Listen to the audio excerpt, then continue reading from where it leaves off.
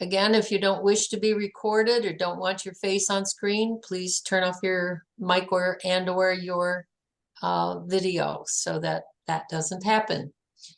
We do like to see your faces, especially during presentations. It's good to see reactions and see how people respond to the various parts. So your choice. All right, let me see if I can get this to pop up properly.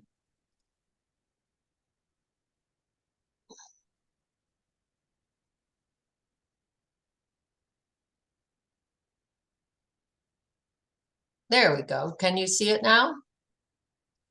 We can. Does it say welcome to Mini Creativity Expert Exchange? I see it. You Hello. see it? Yep. Okay, great. It looks kind of big, but I don't know why that is. So welcome. We are having these mini Cs because we found that people were interested in getting together more than what we've done in the past. We generally have one big C, a two-day conference in like around March. And we thought maybe it would be good if we had some shorter 1-hour presentations at other times during the year so that we could get more people involved and people could continue to connect with us. Today, we want to look at what's going on here. David, is that bigger than it should be? It looks good to me, Joe. Okay. We wanted to talk a little bit about the Center for Applied Imagination programs. We have micro-credentials. These are things that people can do if they are interested in having some other distinctions on their resumes. You can get a micro-credential in applied thinking and problem solving with 2 graduate courses. It's a micro-credential. There's also a micro-credential, a second one with 3 courses if you're interested. With 6 courses, there is an advanced graduate certificate in creativity and change leadership. We have that online and we have it on campus. There's a Master of Science in Creativity and Change Leadership, again, online and on campus.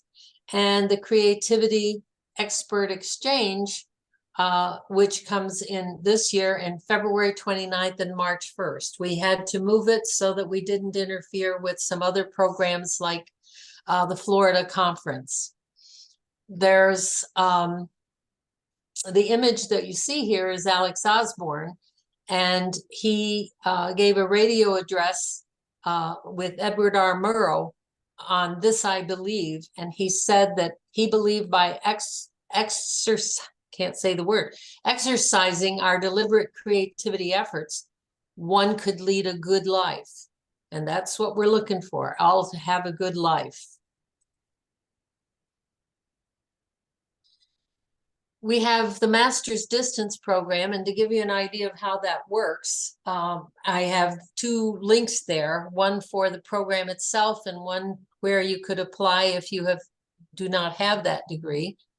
The schedule for a graduate certificate, which is the first half of the master's degree, you begin in summer with 559, which is Principles in Creative Problem Solving.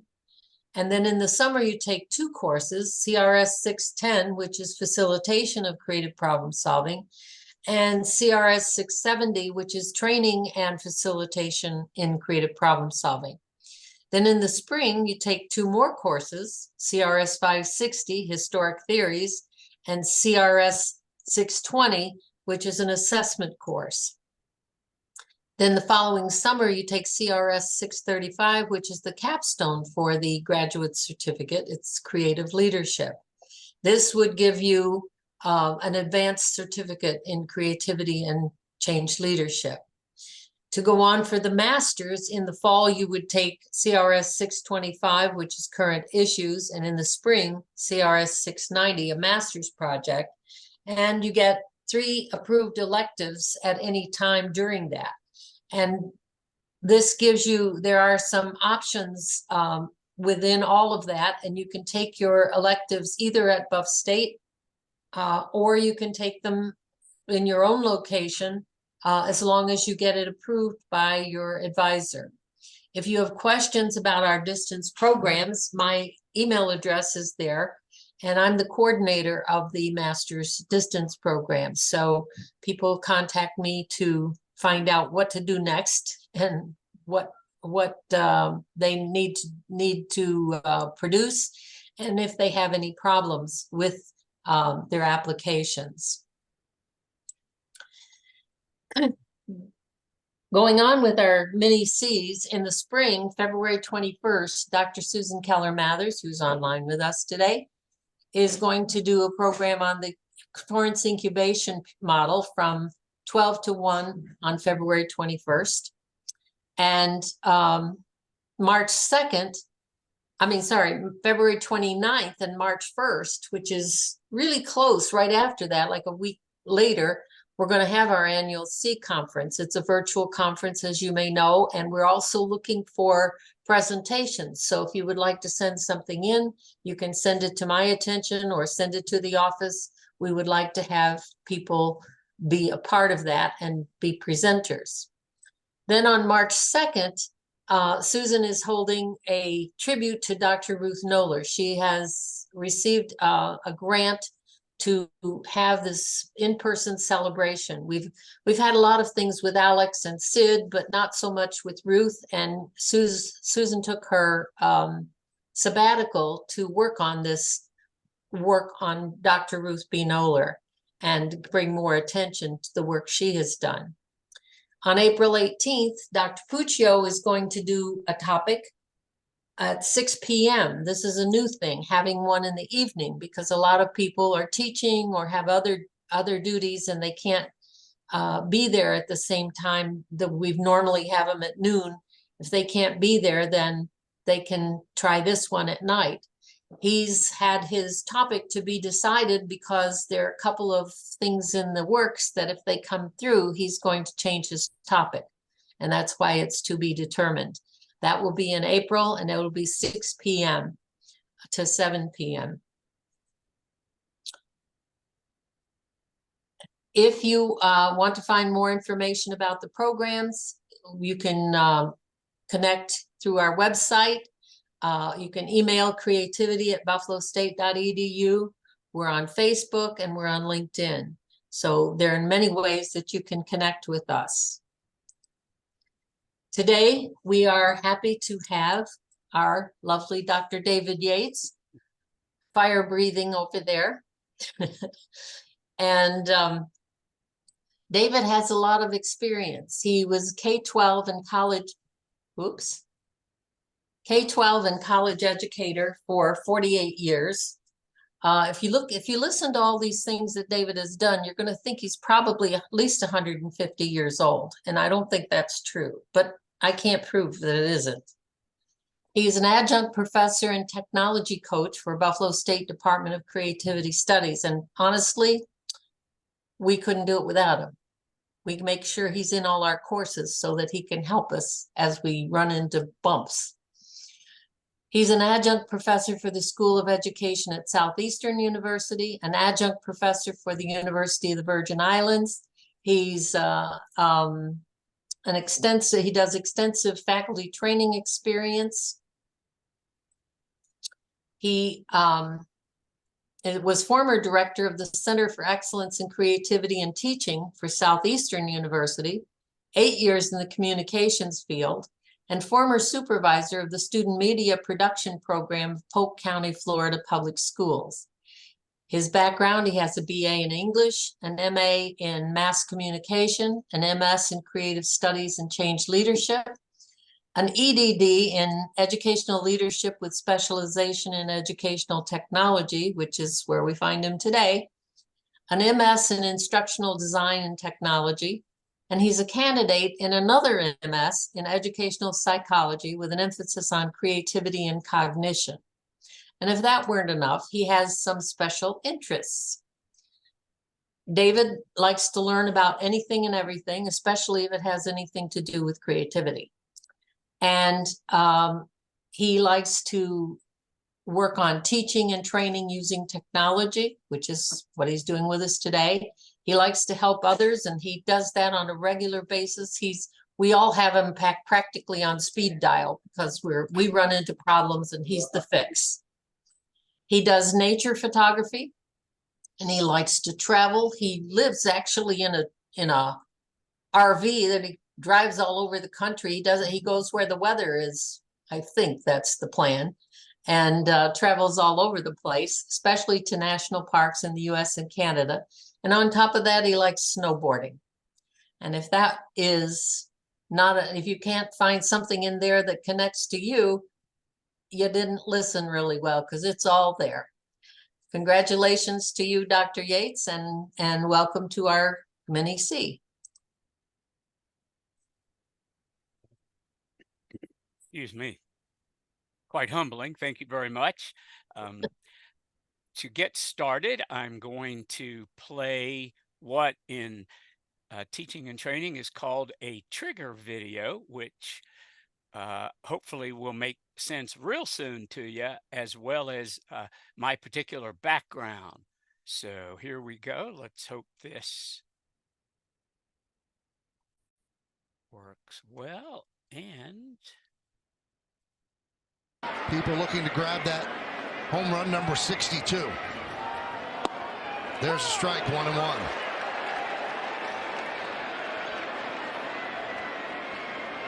Judge hitting .310 after the one hit in game one. High fly ball, deep left. There it goes, soaring into history. He's done it. He has done it. 62. Aaron Judge is the American League single-season home run leader. The AL King. Case closed.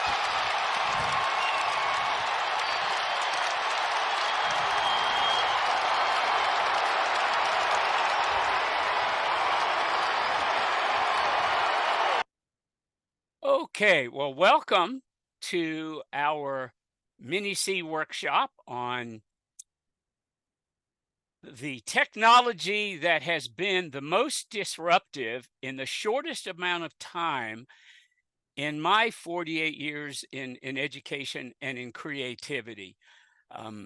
I've been blessed to be alive during all kinds of other innovations in teaching and training, whether it was the use of the VCR, mobile learning, Wi-Fi, technology everywhere. Nothing, quite frankly, compares to how quickly generative AI, which is different from the types of AI that we are used to working with, that if you have a Netflix account or iTunes or you buy things on Amazon, we've seen artificial intelligence for years now, but OpenAI developed a chat bot called ChatGPT, which actually debuted publicly 1 year ago. And it's all I can do to keep up with all of the discourse, both positive and negative, that it has generated. Well, what I want to do is I'm going to put into chat a document that we're going to work with in this workshop. You'll be able to keep it with you and use it. Give me 1 second here because my window's moved around. Okay, so there we go. So I'm going to go to share and make sure that you can edit, anybody with the link. Okay, so let me make sure it's everybody here. Okay, so if you would kindly click on the link in chat, it should take you to our working document, which you can see on my Zoom screen. And yes, you'll be able to edit in it, but I'm going to ask that you not delete anything, and you'll see why. But there are places in this document, which again, you're going to be able to retain forever, as long as I have a Google account. It's meant to be a guide, but also a working document. So we're going to use it in this workshop. You're going to play with your favorite AI bot. So in addition to opening this document, please open another tab in Google so that you can type before you copy and paste it into this working document, but also open up either a tab or an app that starts your favorite AI bot, whether that's ChatGPT, Google Bard, Microsoft's Bing Chat, Perplexity, Claude. There's a whole host of them now. And this document has more information about those bots as well. So if you would do that now, have either an app open. I'm going to open my ChatGPT app. All of these AI bots have apps because they want people to use them on mobile devices and not necessarily be tied to a browser. Let me open a new window. So I have the app versions of all of these bots on my devices, so I can go back and forth. And one of the things I do that I encourage you to do is to experiment with different ones, because I find I don't get the same results in all of the different bots. I can put exactly the same prompt into ChatGPT and Google Bard and Perplexity and Claude and Bing Chat and get very different responses. And that's because they have all been trained differently. So that shouldn't surprise any of us, really, if you understand how these bots work. They are literally fed or trained a corpus, a body of information, and it varies from one source to another as in terms of what books, what websites, what videos, and so forth. Now, it looks like somebody has highlighted over this. If you'd please click outside that so it's not highlighted. Thank you very much. All right. Now, as I said, you can see 12 different learning outcomes that you will be able to master if you go through the document after our workshop is over and explore the rest of it. But for time's sake, we are only going to focus on outcomes 4, 5, and 6, using prompt patterns effectively and creatively, recognizing the role storytelling can play, because these bots are at their best when they are generating stories. And we'll look at how to implement strategies for using generative AI to create stories that we can use in our teaching and in our training to illustrate concepts or to develop specific skills that we want our students or the employees in our organization, or if we're facilitating for an outside company, to be able to use. So right now we're going to start the playing because what I'm going to do is go to, and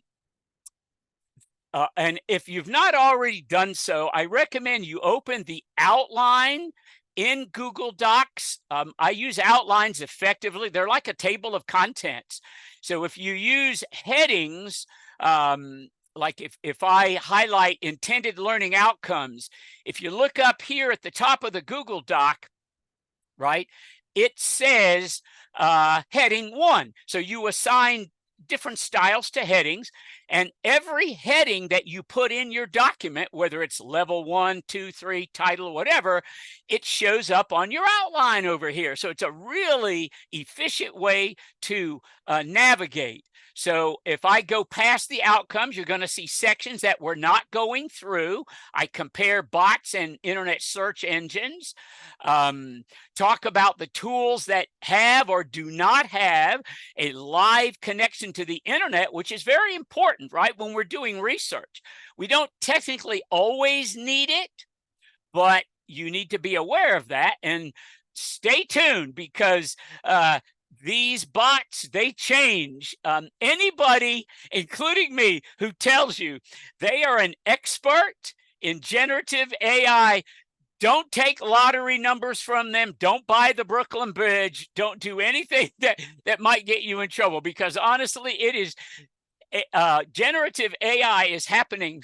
It's changing so rapidly that it's all I can do, and I pursue coming up with it. I have more than 200 Evernote notes in my AI notebook. I have all kinds of bookmarks, with sites. So that's that. All right, so what we're doing is we're going right to this part of the outline, using prompts effectively and creatively.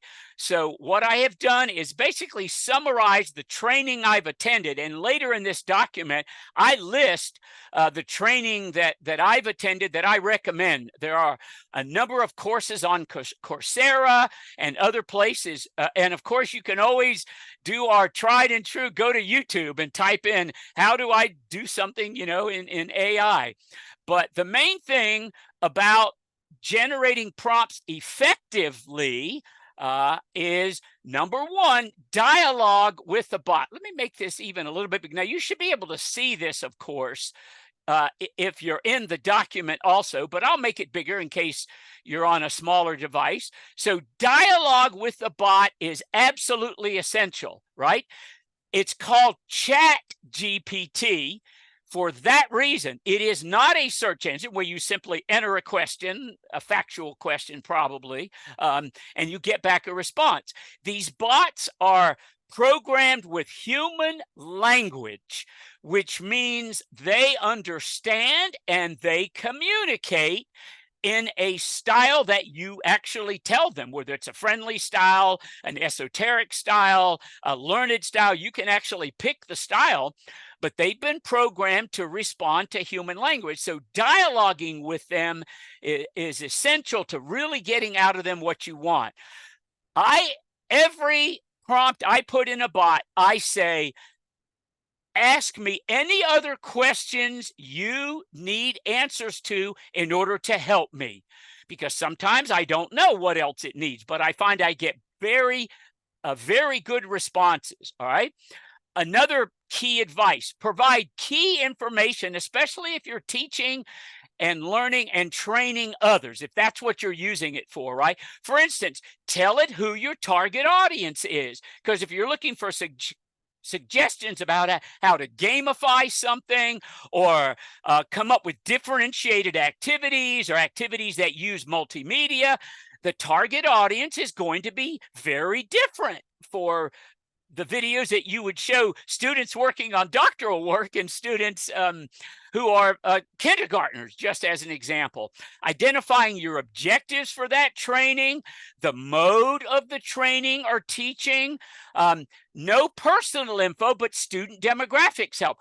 In order to minimize the bias that is built into a lot of these bots based on, again, what they were fed, I tell the bot, my students are diverse. They're from different cultures. They speak different languages. They're in different countries around the world. Because if you do that, the bot responds differently with much more diverse responses. You can tell these bots what resources to utilize for the help that you're doing. You can tell them just use all of the sources you have, or some of them you can feed them the document. And you can say, I want you to base your recommendations on this PDF or this YouTube video. The length of your lesson or your unit or your workshop of your course, another key factor. And this I got from the first time I said, hey, ask me additional questions to help you. The bot said, what prior learning or experiences do you think your students have on this topic? Because it's going to shape its responses based on those. To try to take advantage of prior experience, or the fact that for instance, that they're novel. All right, so I'm scrolling down now, and the first persona, the first bot pattern, we're going to focus on two very common, very popular, very effective prompt patterns for getting these creatures to be creative. And the first is called the persona pattern.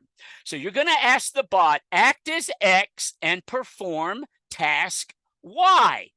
Now, X can be a real or a fictional person of any age or era. It can be an object. It can have particular expertise or knowledge, or it can be of certain knowledge or experience level, or have certain characteristics. Okay, so that's what I want you to do. Somebody has jumped ahead. That's fine. Okay, is I want you to copy this prompt as I have it, and I'll actually put it in the, if I can highlight over, okay, let's see if I get it here. I'll put it in the chat for you to help you out as well, but you can copy it from the doc. But like I said, just be extra careful, please, to not, delete things, because then I'll have to do the history. Okay, so I just put the prompt in the chat. So copy the prompt, go to your favorite bot. I used ChatGPT, although sometimes I don't use it. I find I get better, more creative responses with that bot more than I do the rest of them that I mentioned and that are listed in the document here as well. So I want you to notice the specificity of my prompt, but also look what I said. Ask me any questions that will help you provide me with what I am asking.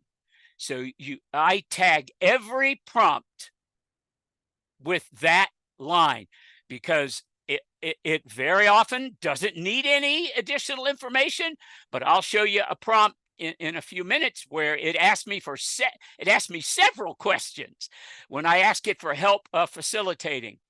All right, so put that in your bot, whatever it is, okay?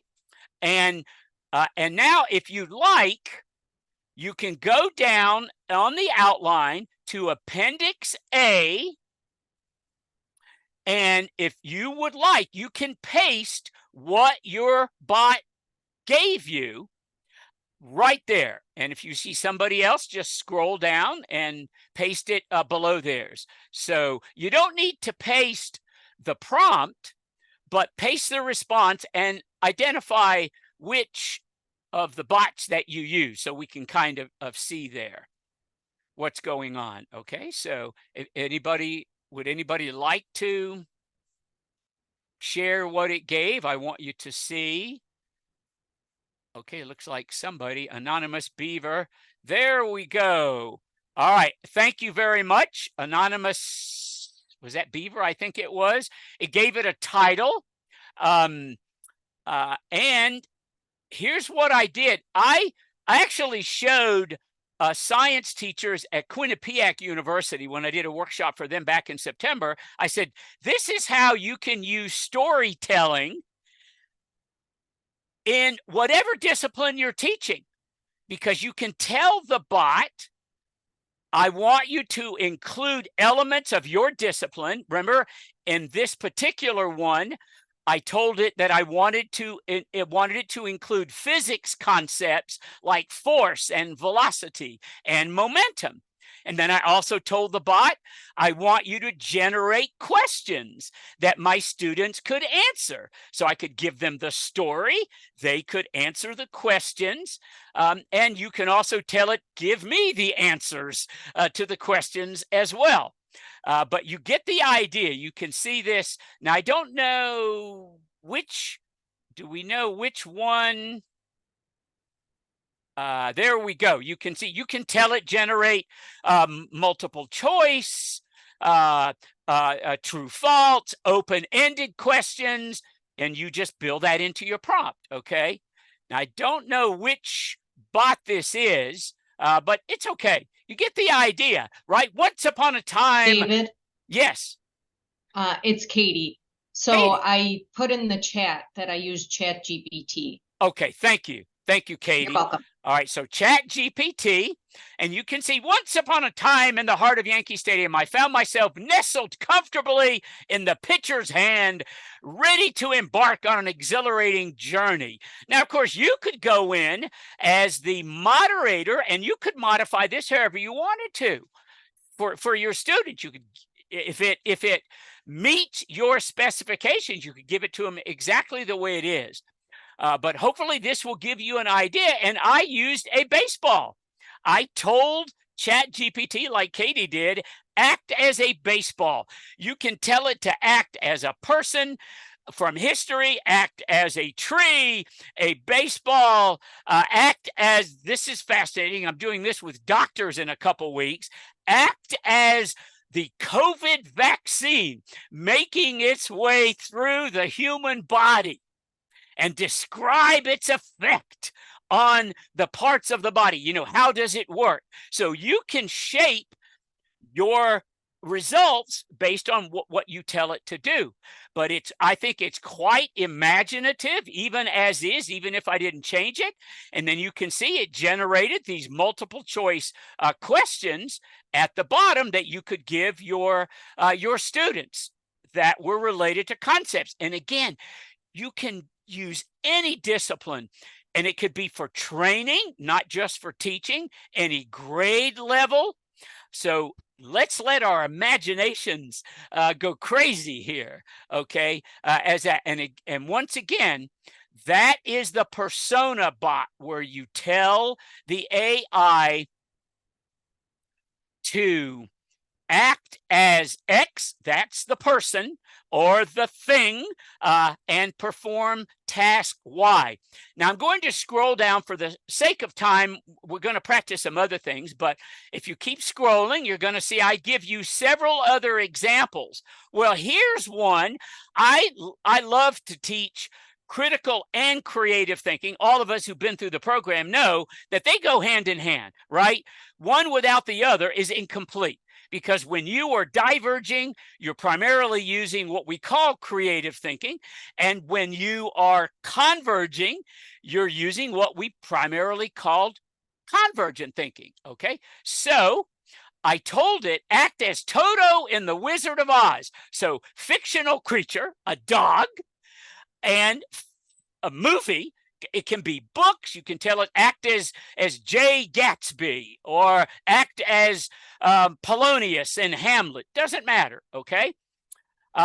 Describe what's going on from your perspective as you pull back the curtain on the wizard, revealing he is an ordinary man pretending to be powerful.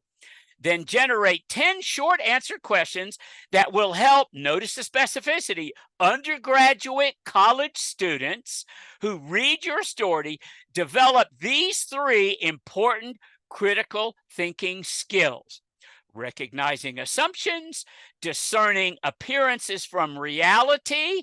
I'm going to highlight this so I can put it in the chat for you, okay? And again, you see at the end of it, I said, ask me any other questions. Okay, so here's the Toto one. So let's go. Go to your favorite bot, type that prompt in, or if you like, put in a different character in a different movie. I happen to know that they have been operating. The reason I chose this clip, right, is that they have been operating on the assumption, meaning Dorothy and the Tin Man, the Scarecrow, and the Lion. They've been operating on certain assumptions. Well, one of the most basic critical thinking skills is knowing how to check your assumptions. We humans are notorious. We are notorious for making assumptions. And there's even a hilarious, somewhat vulgar cliche about what happens when sometimes we make assumptions, right? But I could plug in any creative or thinking or critical thinking skills. These are just 3 examples. Plug in any movie, any book, plug in any character that I knew. All right. So now that you've done that, let's go down to Appendix A again. There's the baseball one. And okay, thank you. Somebody put in a Bard's response. And again, you'll have all these so you can see exactly what I see when I compare. And you know what? I'll mix and match them. I'll pull part of the story ChatGPT generated and part of the story Google Bard generated because I like the mix. All right. And that is what we humans bring to these AI apps. We bring our perspectives, our experience, our creativity. And if you're showing your students or workers or employees how to use that, I can't stress enough how important it is to make sure they understand we are the bosses, right? We do not want to be a species that outsources its thinking entirely. We want to use these tools to augment our creative and our critical thinking and our storytelling. So setting up the bots, that's a human, setting up the prompts, that's a human activity. Going in and pulling from them, another human activity. As you know, these AI bots have generated maybe as much negative concerns, let's just use the word concerns, as they have positive uses of them. And I think well-meaning concerns about cheating in higher ed or K-12, where the student just has the bot generate the essay, or job loss because the bot replaces the worker, right? And so I'll just briefly show you before we look at this next example, and the link to this study is in this document. But this is a study that MIT, Harvard, and the Wharton School. Let's have a top 10 of prestigious programs, right? They did a combined study about how generative AI can boost workers' productivity. Right. And the results are in here. I'm not going through them now. You can click on the link later in the document under resources. But ladies and gentlemen, generative AI is not leaving us. Too many businesses have already incorporated it. The entire Adobe suite now has an AI component, right? Adobe is the name in image manipulation. Run down the list: Camtasia, Google, Microsoft. They've all added AI tools to their basic tools like PowerPoint, Word, and so forth. It is not going away.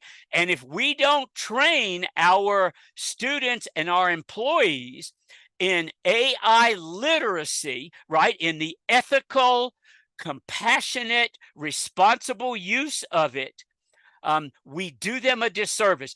Those students who are not trained, or those employees who are not trained, they are going to be at a disadvantage. No doubt about it, because already some job applications are including what is your experience, what is your training in using generative AI. They're already out there. Okay, so let me scroll down because okay, this is still baseball. Baseball. I just want to scroll to the Toto is what I'm doing. Okay. And you can see all these different ones. Just amazing. Isn't it just totally? Okay, so here we go. Here's Bing Chat, right? As Toto, I was with Dorothy and her friend. So you can see what's here, right? The wizard promised us. Toto, pull back the curtain. And you can see where I would vary that, right? Because now it's like Toto is third person. And I told it first person, be Toto.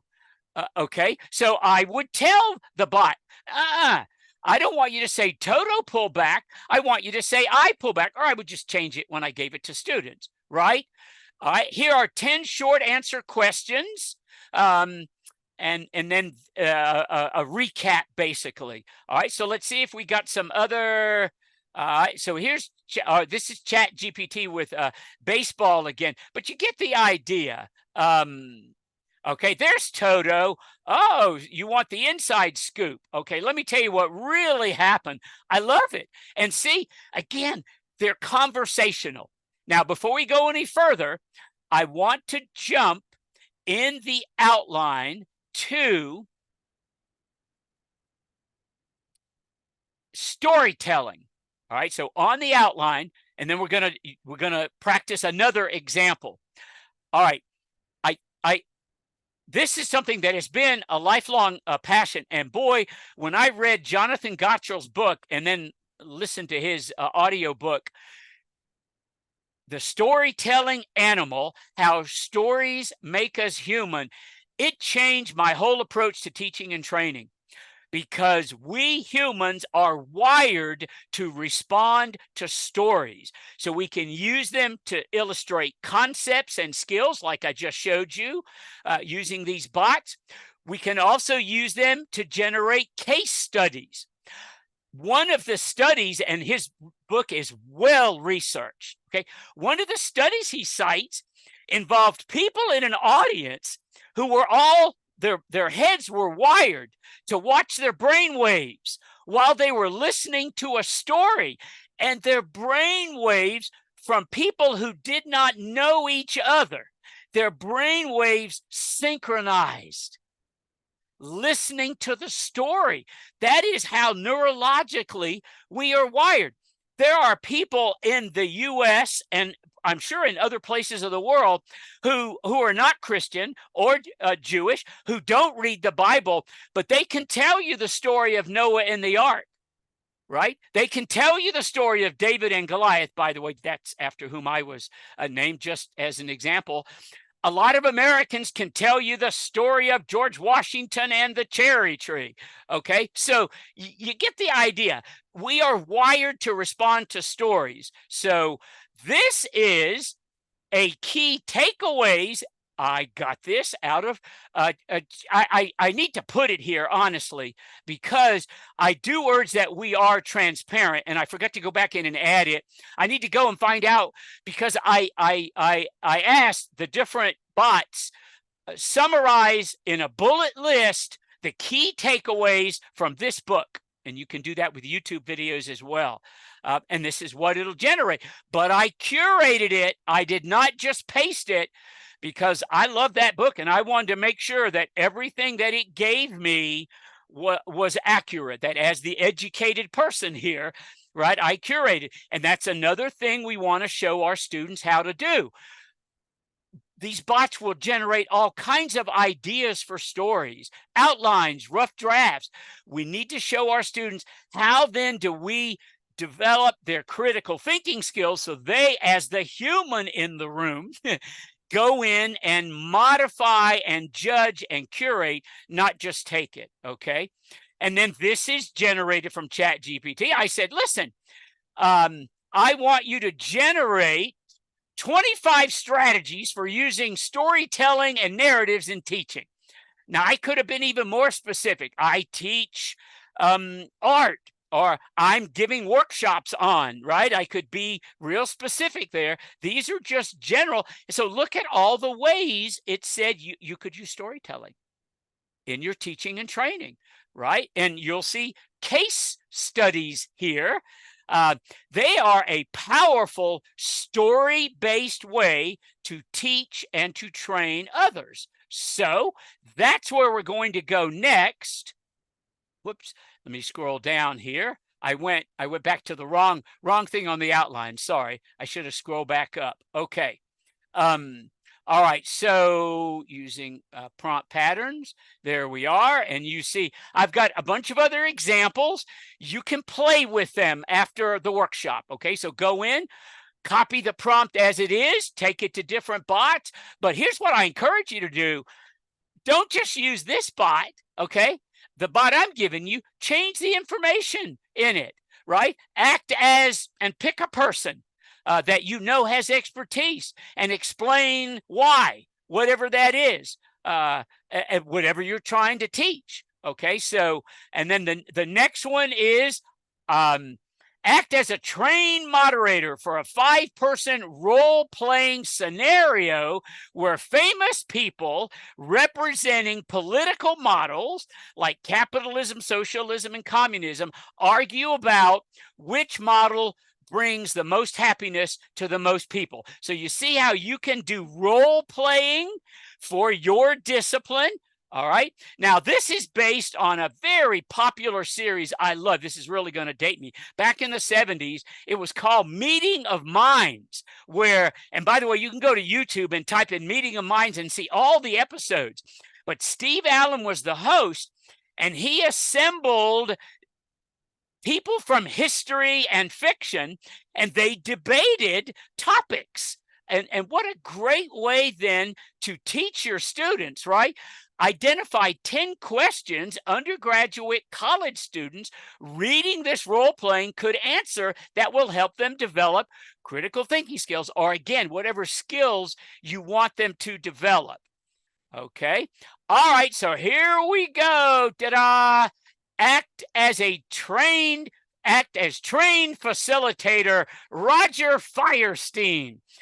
And yes, you can put in the names of people who you know have a long history of working in this field for a creative problem-solving session. Assemble a resource group of 5 people. You can have as many people as you want who can help me generate ideas for the following goal. So you plug in your goal. You give it, as we were all taught to do, key data about your goal. Okay. And here's the real creative part of this, right? For my resource group, I want Huckleberry Finn, I want William Shakespeare, Barack Obama, Mother Teresa, and Amelia Earhart. You could pick any 5 people from history, fiction. It doesn't matter. They could all be contemporaries for that matter. You could even try it with people who've all taught for Buff State. Ruth Noller, Sid Parnes, Joe Udis, Sue Keller Mather. So again, copy these, but go in, change the goal, and don't forget, ask me any questions. Put that at the end, and I'm going to show you now exactly why that's so important. Because if you scroll all the way down on the outline, I have in Appendix E, here is the response. I'm not going through it. I just want to point out, here's the response that ChatGPT gave me to the prompt that I just shared with you, right? So here is the prompt I gave it, and here comes its response. As a facilitator in the style of Roger Firestein, known for his expertise. See, I would modify that because I know Roger, of the brilliant Roger Firestein. Okay, I would really go overboard on describing this. Known for his unparalleled expertise and creative problem solving. Okay, so this is all coming from ChatGPT, but here's what I want you to notice. Okay, so it restated my challenge, restated my data. It identified in the resource group what these people are known for, as that connects to creativity and creative problem solving, right? Barack Obama brings experience in managing large-scale responsibilities while maintaining. Obama, if you didn't know that, he wrote extensively about how challenging it was during his entire political career to balance wanting to be there for Michelle and the 2 kids. All right. So here comes the ideation session. You can tell it how many ideas you want. All right. As Firestein suggests, we'll withhold judgment. Did you see from the prompt? I gave it the guidelines we give our students and our facilitation groups, our resource groups. Don't forget to do that. Okay, so here comes the instructions for the group. Questions for you. This came out of ChatGPT. Why? Because I told it to ask me. And look what's going on here. It's asking me clarifying questions. What specific aspects of your work are most time-consuming or stressful? Are there any existing strategies or routines you've tried? I love this because it's prompting me to further clarify my goal. And I can tell it to ask me more questions or just go on, right? So then DY, here are the answers that I gave it, right? Then it tells me, thank you for providing detailed answers. And then here we go with some more, okay? And just more stuff here. So you can see, I hope, how you can use these bots in creative, human-centered, human-driven ways to help us. Think about the advantage of, yes, I'm not advocating that we don't have, you know, live sessions with other humans, okay? What I'm saying is, after that session, now go to one of these bots, put in your goal, and think about the entire world is our resource group. The entire history, as long as it was fed right into the chat. So it's just amazing. Now, we don't have time, and I see there's a question, and I certainly want to answer questions, but I did want to point out, if I go back up, that one of the examples I give you is generating a case study. So on your own time, go in and you can see how you can set up, what am I trying to teach with a case study? Who do I want to be the moderator? I used it to teach transformational leadership skills. You can use case studies to teach anything. Why are they effective? Because they're stories. It's that simple. And remember, we humans are drawn to stories. So they put a face on abstract comments. So you can have these bots generate a case study. You can be real specific about who you want in it, who your target audience is, what questions do you want your students to answer, or the employees you're training, not just students, and generate the answers for you too. Okay. Let me stop sharing. Again, please use this document. I will continue to add to it, so you'll always have access to it. I'll add more examples. I'll add more resources. There's just an unbelievable ton out there. And use the appendices at the back. When you play, go in and post what you play if you're comfortable with it, so that other visitors, right, to the document can see. But please identify which of the bots that you use so people can see, right, what the differences are. All right, I think I saw Katie first, because I see your virtual hand. Please open your mic and ask away.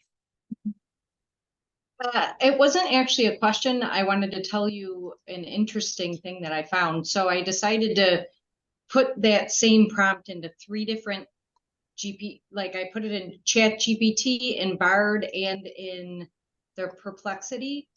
And the ChatGPT did it as a friend, so as Roger being our friend, so let's help our friend out. Bard said it didn't have enough information. You're my friend, Roger. And then the third one said it did it in a first person. How can you help me? So that was interesting that all 3 of the bots did a completely different thing based on the same exact language. Yeah. And again, read the response and then go in and tell it. So you can either feed it sometimes it'll ask for additional information. I think it's ironic that Google Bard would say I don't have enough information, because Google Bard has live connection to the internet, unlike ChatGPT. Okay, so what you could do in that case is you could feed it Roger's biography, or you could feed it you could say consult these books, or give it his website. And so I want you to examine the website and use that to determine. So again, it's the dialogue, right? It's the dialogue with these bots. But do exactly what Katie did. Don't just take the word of one of these. Try at least a couple of them. And it's amazing the differences you'll get. And then mix and match. That's where we come in as the humans, right? We mix and match the responses, okay? Anybody else with questions? Katie had also raised a comment, David, about concerns that students would be using this and be lazy and not develop their own material. You're absolutely right. You know, when I was an undergraduate, I had classmates who, instead of reading Moby Dick or Huckleberry Finn, they went down to the college bookstore and they bought the Cliff Notes versions of those books. So we humans, and be honest with me, have none of you ever taken shortcuts with whatever that you do? So that's where Joe and Katie and everybody else, that's where our perspective with our students, our training them, this is acceptable use, all right? As a species, there is a real danger that if all of us outsource our thinking to bots, what will happen is what's happened to most of us who now don't ever use paper and pen to add up numbers. I'm not even sure I could add anymore, quite frankly, because I take out my calculator, right? So that can happen, but that's where we need to go in, establish what it can be used for and how to use it responsibly. But can we prevent? And listen, those bot checkers, don't even go there. Right, the like Turnitin and other, because they have a terrible failure rate. And the last thing I would ever want to do as a teacher is accuse a student of cheating and find out they did it. The bot didn't do it. They may have consulted with it, but they didn't cheat. So is there a simple answer? No, there isn't. But that's where our guidance comes in. I think as educators, we show them how we used it. Keep that human element, right? Other questions or comments, please. Thank you for monitoring the chat, Joe.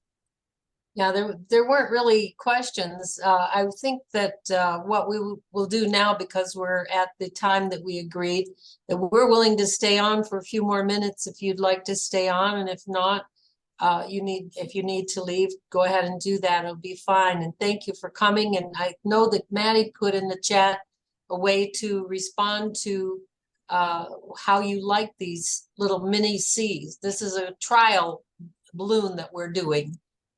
We've never had the mini C's before, but we just thought it would be a nice way to keep connected. Yeah, these are a great way to stay connected with our community.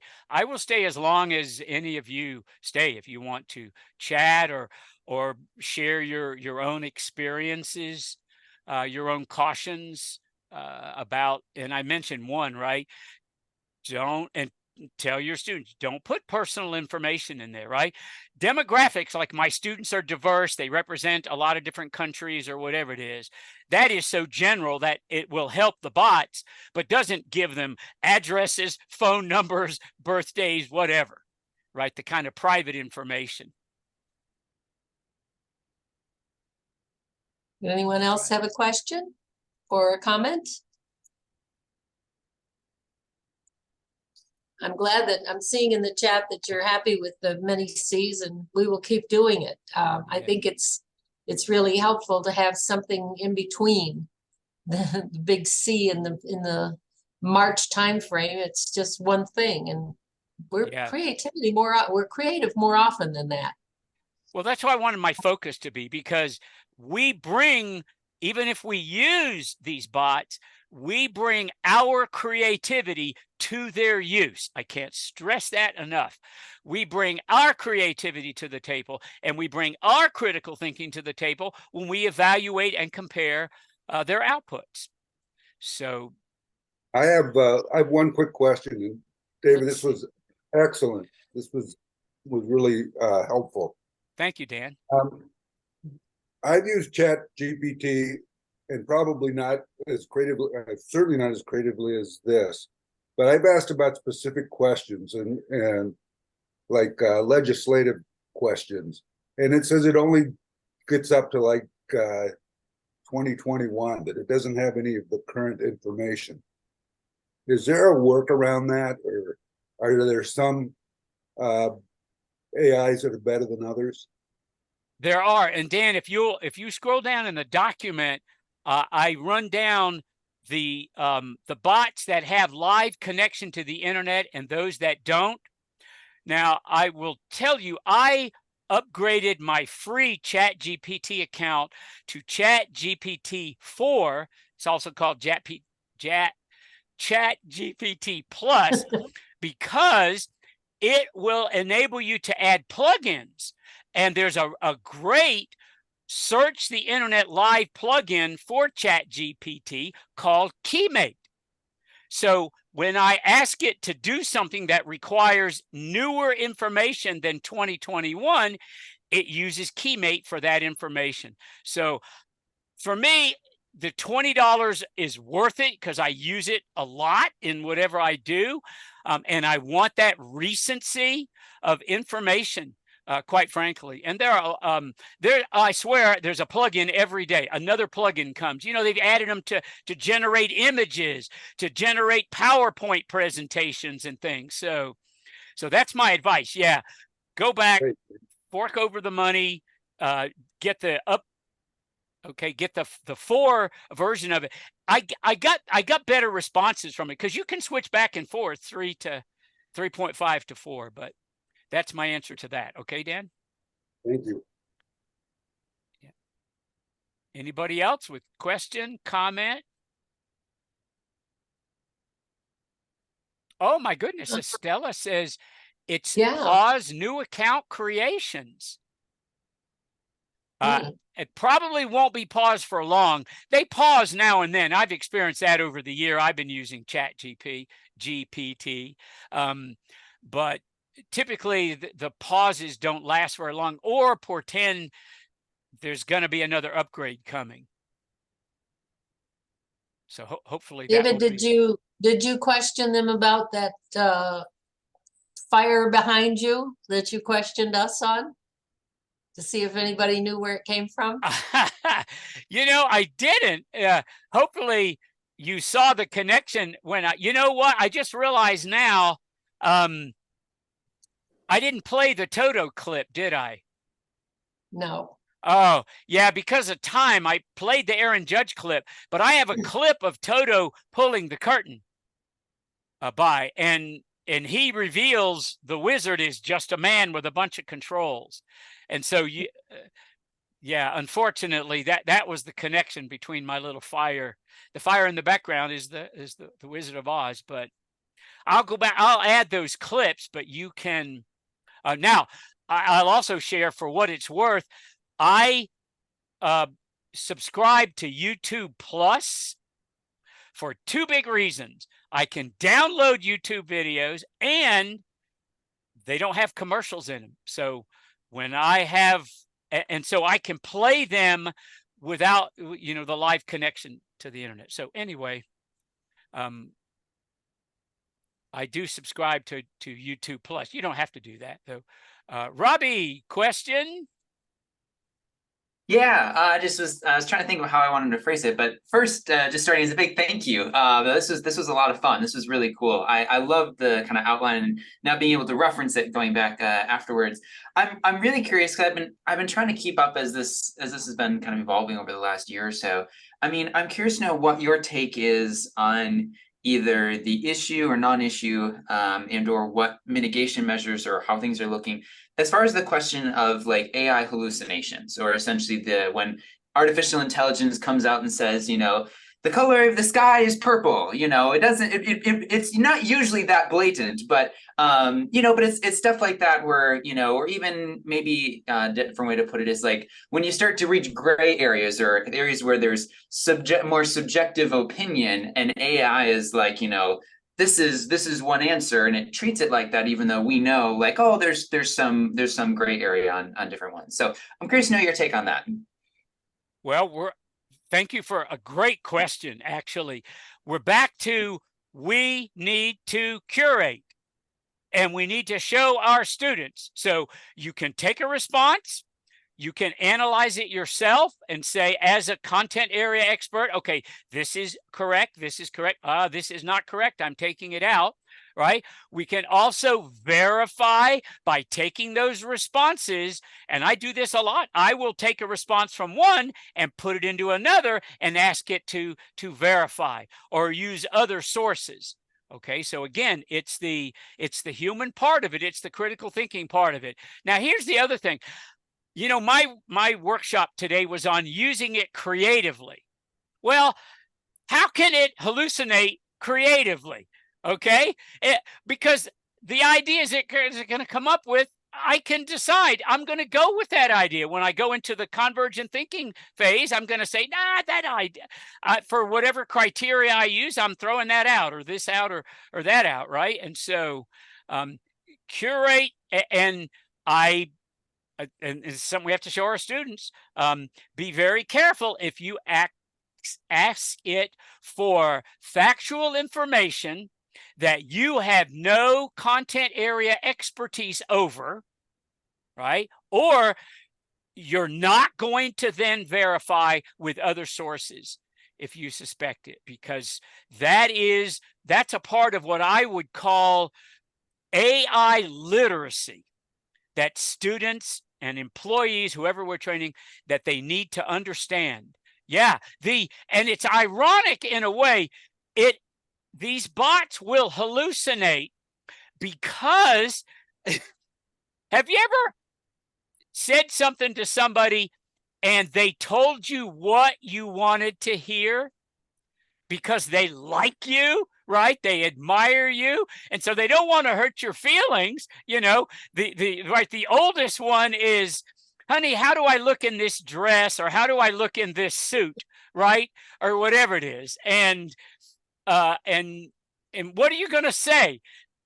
It's I've never seen you look worse, right? So no, what do? We tell what our culture calls white lies. I don't know what the other terms are, right? Well, these bots, they do not want to necessarily say, I don't know, but sometimes they will. So again, curate, fact check, with other things, but they're set up to be human-like, and we humans, we do some of that. I don't know that we call it hallucinating. I like that term, quite frankly, but Yeah, no, that's great, and actually, it's a good reminder that it's kind of like, yeah, if it's designed to mimic human behavior, it's not like all of us humans are 100% truthful all the time. But also, I also like your point on AI literacy, looking at this because it's a new technology, like any other thing. There are other things that go, and yeah, curation. That's good. Thank you. Yeah, we all need to practice it. I mentioned teaching our students or our employees to be AI literate, but we have to be AI literate too, ourselves. We have to understand its strengths and its weaknesses, okay? Convergent thinking is a good example of where we really need to take over the CPS process, okay? So we can ask the chat to generate the kinds of questions or criteria we should use to evaluate the ideas it's given us, but it's not going to know what's best for ourselves or what's best for our company, our organization. Again, that's where we come in, right, as the humans. So really good for convergent. And if you, let's see, I don't think I put the response I got to Roger's thing. I need to put that in there. Did I put that in the appendix yet? I know I put the, yeah, I did. That's the one I put in there, right? Is the facilitation. And so you can see it gave me good criteria to use in convergent thinking, but it asked me, what criteria are you going to use? So that's again where we come in, just like the clarifying part. How is it possibly going to know what the most important data is? David, this is fantastic. Thank you. Really fantastic. So, and really looking forward to you working with the docs in a couple of weeks. It's giving me a nice preview to this. So really appreciate all the great work you're doing. So Yeah. great stuff. Great Thank stuff. you, Roger. I'm going to use basically the same approach, I except love it. put some other medical examples, That's great. but again, stress to them why they've got to take the human role, the curate role. My gosh, can you imagine the horror of asking a bot, I've got a patient with these symptoms, what should they do? So you just, without even reviewing it, you copy it and email it to the patient. I had a meeting with some of the first years on Sunday with Dr. Gatewood and Dr. Sheehan and Dr. Mishra, and this is one of the conversations that came up about AI. And our fellow John Fush, who did the session on AI, was at that meeting, and so brilliant young man, really doing some great work. So Yeah, David, thank you. Yeah, Fantastic. and I'll be showing them case studies.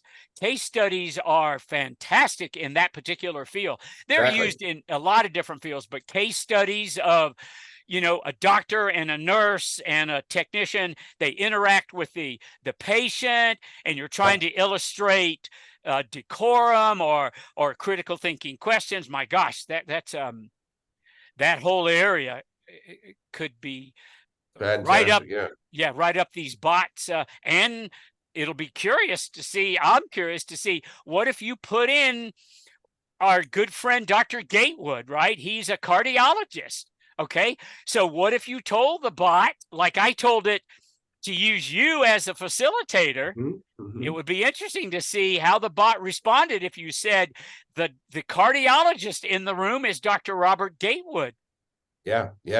Have him check its response. Would I actually say that or do that? Or would that be advice I give? Because that's a critical thinking skill, right? So. And it's all in the questions. Oh, and it's Mr. Sean Connery that's just jumped on. Hello, Mr. Sean. Hey, Mike. Yes, so glad to be here. Thank you. To Robbie's question and to Dr. Firestein's question about medical advice, everything hinges on the trustworthiness of the data. And if I understand correctly, Dr. Yates, maybe you can correct me if I'm wrong, I don't think ChatGPT will tell you its sources. It will not tell you, but you can feed it the data you want it to use. Sure. So you don't have to trust its sources. You can say, here is the way I fed it information about my students and my goal or whatever it is. So that's my advice about that. I would say feed it the books, the YouTube videos, the websites, the PDFs, whatever you want. And the rest of them are the same way.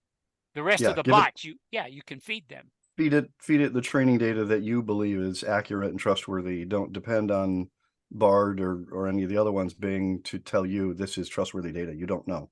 Yeah, absolutely. That's where your expertise as the content area expert, that's where it comes in and why you want to curate it. But I love the fact that I could feed it information. That said, I fed data in about one of my health conditions. I'm going in for surgery tomorrow. I just told my doctor to do this. No, I didn't. Yeah. Now the horror will come later when you ask ChatGPT some totally unrelated question, and the bot starts by saying, "Mike, is your sciatic nerve still bothering you?" How that surgery worked out for you? Yeah, exactly. It's time to run the other way, right? I just spoke to your surgeon and suggested the following 3 procedures. Oh, exactly. I just spoke to your doctor, and he said, how crazy that. And that'll be $13,000, please. Yeah, exactly. Yeah, ChatGPT accepts the following payment forms, right? Get the credit PayPal. card. Yeah, exactly. And of course, if you go to like Conmingo is the Khan Academy's AI bot, they really stress there using it as an individual tutor. So you actually ask the bot more questions and you prompt it to ask you more questions that stimulate your thinking than just give you answers. So I love their approach, using it as a personal assistant for tutorials.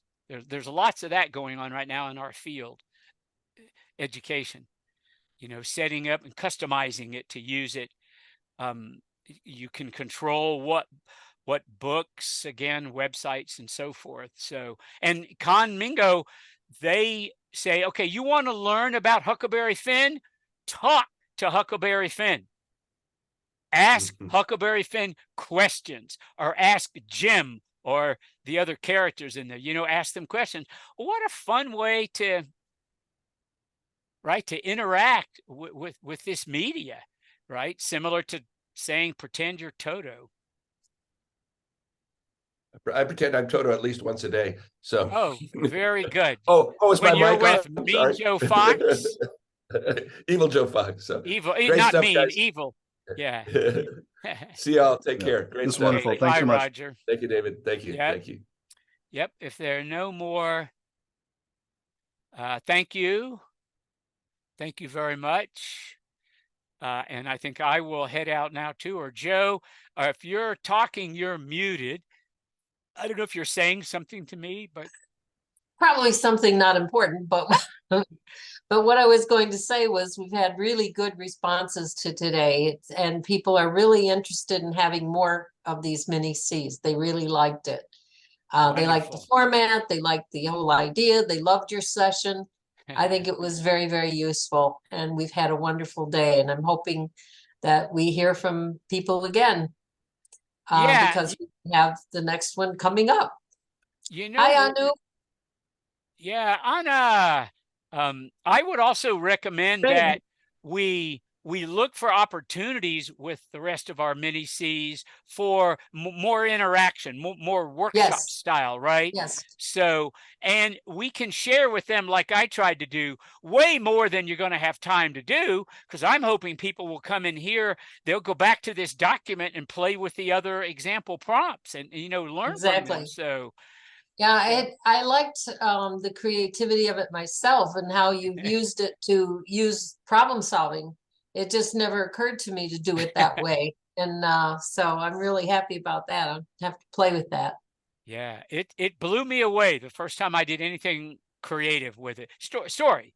I said, make up a story. And I started with a real story, and then I went to a ball, and then I tried, okay, let's do the dog, or let's do the vaccine, the COVID vaccine, and it's unbelievable how how it fits it together. Yeah, and then think about teaching our students to do it themselves. Then exactly, okay, now I want you to pretend. Yeah, you pretend to be be Aaron Judge's bat, right? Yeah. Or you be the wizard, or the lion, or whatever it is, right? How you could, I pick another character, the flying monkey. I did that. By the way, I did another one I didn't share with take the perspective of the Wicked Witch. Yeah. Because she's on the opposite side of all this stuff. So it was funny to see how she tried to defend her meanness. Yes. Right. And so anyway, you can do that, is to teach your students, okay, with most things, there's at least two sides, right? At least. Yeah, you might. Well, there's always, I always say when anybody tells you it's one way or the other way, there's at least two more. That's both or neither. Yeah. Yeah. And that's a big part of critical thinking, right? Of being an information literate is understanding that no, most things are not just black and white, right or wrong. There's where humans are involved anyway. There's all these shades in between. So you can use these tools to help you do that. All right, Anna, do you have something you want to say? Or let's see, it's late, but not as late as it is for class, right? Just real late at night for a change instead of halfway in the morning. Yes, sir. Yes, sir, definitely. And really, I would like to use all this in my medical education. Oh, that's music to my ears. Please, please do. As I was telling Roger, right?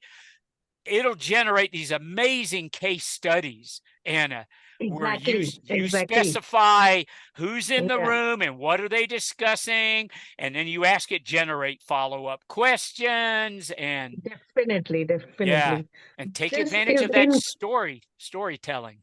this is incredible and really a useful tool. I'm really going to apply it.